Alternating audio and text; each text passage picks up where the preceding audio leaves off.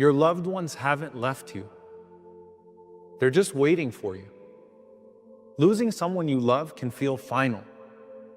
But what if the bond isn't truly severed? What if you can still reach them? Even beyond this world, there's a way to stay connected. A link that death was never meant to break. In the time of the Prophet ﷺ, there was a young man named Bishr ibn al-Bara from Banu Salama. And he passed away, leaving his mother extremely distraught.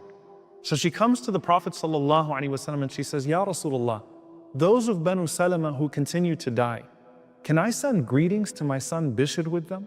And the Prophet ﷺ responded and said, yes, I swear by he in whose hand is my soul, Ya Bishr. The deceased know one another like birds upon a branch. And after that, no one would die from Banu Salama except that Bishr would go try to catch them quickly before they die and would say, Iqra ala Bishrin as-salam. Convey my salam to my son Bishr.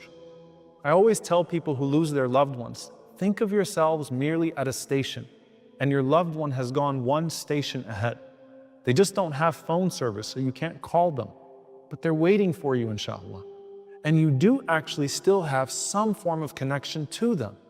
They still celebrate your accomplishments when it reaches them, especially when they're accomplishments of the deen. And yes, they're still wondering who got married. Abu Ayyub radiallahu ta'ala anhu said that when the soul of a believer is taken, the other believers rush to him to say, what happened to so-and-so? What happened to so-and-so? Hal tazawwaja fulan? Did so-and-so get married yet? And they're not just waiting to hear your news there.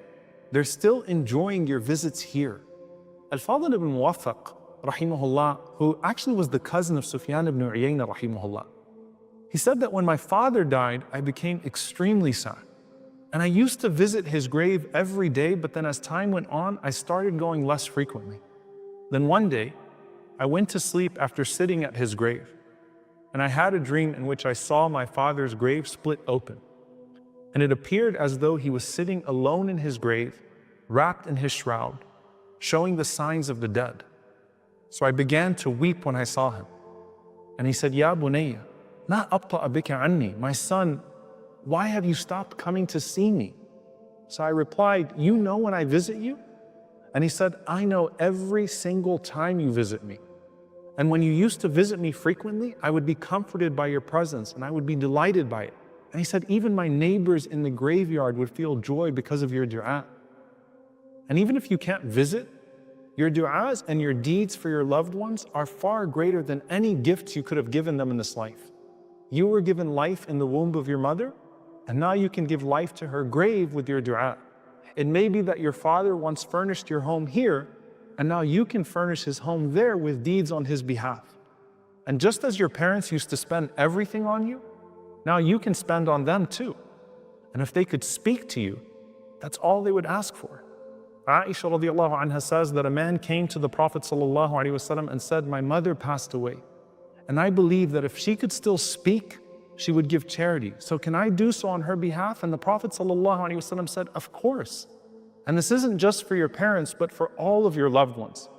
And as we think about what makes the next station comforting, it's not just knowing that they're waiting ahead of us, but hopefully they would have received the gifts that we sent before we even got there.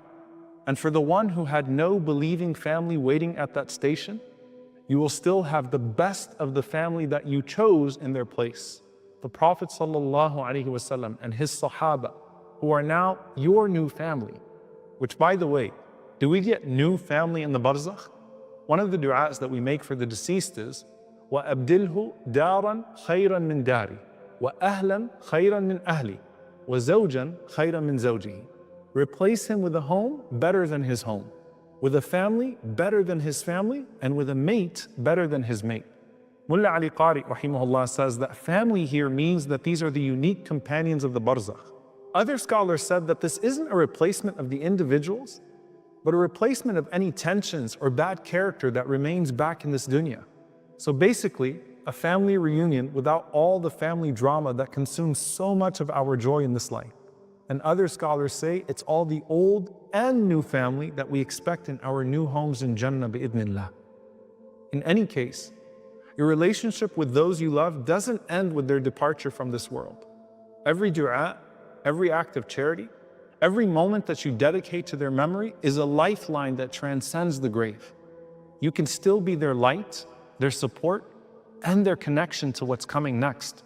But whether it's your parents, your ancestors, your children and siblings, or your friends, we all look forward to reuniting with those whom we loved in this dunya, even if we didn't get to live with them.